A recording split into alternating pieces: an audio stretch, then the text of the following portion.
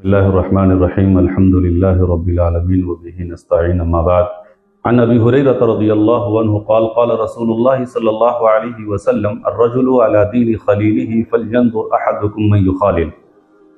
حضرت ابو ہریرہ رضی اللہ تعالیٰ عنہ سے مروی ہے کہ نبی کریم صلی اللہ علیہ وسلم نے ارشاد فرمایا کہ آدمی اپنے دوست کے دین پر ہوتا ہے، لہذا تم میں سے ہر ایک شخص اچھی طرح دیکھ لے کہ وہ کس سے دوستی بنا رہا ہے۔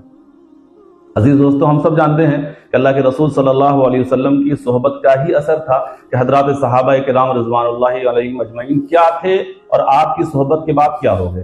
عربی میں ایک کہاوت ہے کہ اچھوں کی صحبت تمہیں اچھا بنا دیتی ہے اور برے لوگوں کی صحبت تمہیں برا بنا دیتی ہے۔ بلا شبہ صحبت کا کافی اثر پڑتا ہے۔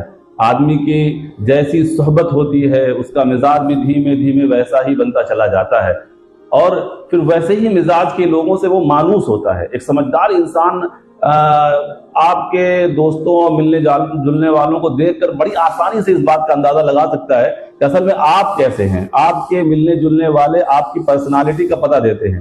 ایک بات دماغ میں رہنی چاہیے کہ ہم اور آپ ایک اس سماج کا حصہ ہیں، اور ظاہر ہے کہ انسان سماج میں سب سے کٹ کر الگ نہیں رہ سکتا، لیکن کسی سے تعلق ہونا ایک الگ بات ہے اور اس سے دوستی رکھنا یہ ایک دوسری بات ہے۔ اس لیے سماج کو ساتھ میں لے کر بھی چلنا ہے، لیکن اسی کے ساتھ یہ بھی غور کرنا ہے کہ ہمارے حلقہ احباب میں ایسے لوگ ہی شامل ہوں جن سے ہماری دنیا بھی اچھی بن سکے اور ہمارے آخرت کا بھی نقصان نہ ہو۔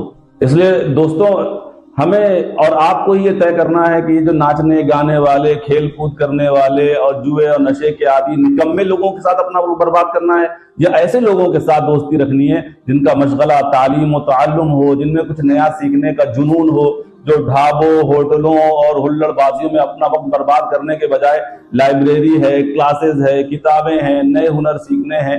آج کل کے زمانے کے جو پروگرامز بن رہے ہیں اس میں کچھ کر کے دنیا میں چھا جانے اور عبادت کے اوقات میں مسجدوں میں اپنا وقت لگانے والے لوگ زیادہ پسند ہیں۔